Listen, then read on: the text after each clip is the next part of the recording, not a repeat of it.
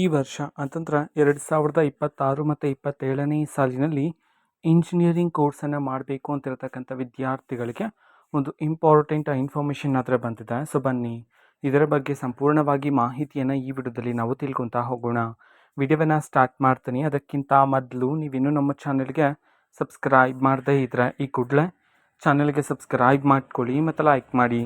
ಈಗ ನಾವು ಇನ್ಫಾರ್ಮೇಷನನ್ನು ತಿಳ್ಕೊತಾ ಹೋಗೋಣ. ಹೌದು, ಈ ವರ್ಷ ಬರೋಬ್ಬರಿ ದೇಶಾದ್ಯಂತ 58 ಇಂಜಿನಿಯರಿಂಗ್ ಕಾಲೇಜಸನ್ನು ಕ್ಲೋಸ್ ಮಾಡಲಾಗಿದೆ. ಅದಕ್ಕೆ ಪ್ರಮುಖವಾಗಿರತಕ್ಕಂಥ ಕಾರಣ ಏನು ಅನ್ನೋದನ್ನು ಸಹ ನಾನೀಗ ತಿಳಿಸ್ಕೊಡ್ತೀನಿ ಇದೇ ಒಂದು ವಿಡಿಯೋದಲ್ಲಿ.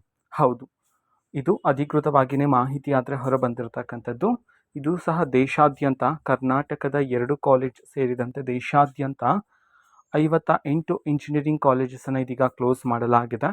ಅದು ಯಾಕೆ, ಯಾವ ಕಾರಣದಿಂದಾಗಿ ಕ್ಲೋಸ್ ಮಾಡಲಾಗ್ತದೆ, ಈ ಒಂದು ಮಾಹಿತಿಯನ್ನು ನಾವು ತಿಳ್ಕೊಳೋದಾದ್ರೆ ಇದಕ್ಕೆ ಪ್ರಮುಖವಾಗಿರ್ತಕ್ಕಂತಹ ರೀಸನ್ ಏನು ಅಂತಂದರೆ, ಈಗ ವಿದ್ಯಾರ್ಥಿಗಳು ಆ ಒಂದು ಕಾಲೇಜಸ್ಗಳಿಗೆ ಅಡ್ಮಿಷನನ್ನು ಪಡ್ಕೊಳ್ದೇ ಇರ್ತಕ್ಕಂಥ ಕಾರಣದಿಂದಾಗಿ ವಿದ್ಯಾರ್ಥಿಗಳೇ ಅಲ್ಲಿ ಅಡ್ಮಿಷನ್ ಪಡ್ಕೊಂಡಿಲ್ಲ ಅಂತಂದರೆ ಅಲ್ಲಿರ್ತಕ್ಕಂತಹ ಟೀಚರ್ಸ್ಗಳಿಗೆಲ್ಲ ಸ್ಯಾಲ್ರಿಯನ್ನು ನೀಡಬೇಕಾಗಿರುತ್ತೆ. ಅದೇ ರೀತಿ ಕಾಲೇಜ್ ಮೇಂಟೆನೆನ್ಸ್ಗೆಲ್ಲ ಹಣ ಬೇಕಾಗಿರೋ ಕಾರಣದಿಂದಾಗಿ ಅಲ್ಲಿ ಸ್ಟೂಡೆಂಟ್ಸ್ಗಳೇ ಇಲ್ಲ ಅಂತಂದರೆ ಈ ಎಲ್ಲ ಪ್ರೊಸೆಸ್ ಮಾಡತಕ್ಕಂಥದ್ದು ಬೇಡ ಅಂತ ಹೇಳಿ ಇದೀಗ ತೀರ್ಮಾನವನ್ನು ಮಾಡಲಾಗಿದೆ. ಅದು ಸಹ ದೇಶಾದ್ಯಂತ ಇಂಜಿನಿಯರಿಂಗ್ ಕಾಲೇಜಸ್ಗಳಲ್ಲಿ ಬರೋಬ್ಬರಿ 58 ಇಂಜಿನಿಯರಿಂಗ್ ಕಾಲೇಜಸ್ಗಳನ್ನು ಈ ವರ್ಷ ಆದರೆ ಕ್ಲೋಸ್ ಮಾಡಲಾಗಿದೆ ಅಂತ ಹೇಳಿ ಸಹ ಮಾಹಿತಿ ಬಂದಿರತಕ್ಕಂಥದ್ದು. ಓಕೆನಾ. ಸೊ ಇದು ಇವತ್ತಿನ ಒಂದು ವಿಡಿಯೋ. ಇದೇ ರೀತಿ ಇನ್ನೂ ಹಲವಾರು ಯೋಜನೆಗಳಿಗೆ ಸಂಬಂಧಪಟ್ಟಂಥ ಮಾಹಿತಿ ಬಂದ ನಂತರ ಆದಷ್ಟು ಬೇಗ ನಾನು ನಿಮಗೆ ಇನ್ಫಾರ್ಮೇಷನನ್ನು ತಿಳಿಸ್ಕೊಡ್ತೀನಿ.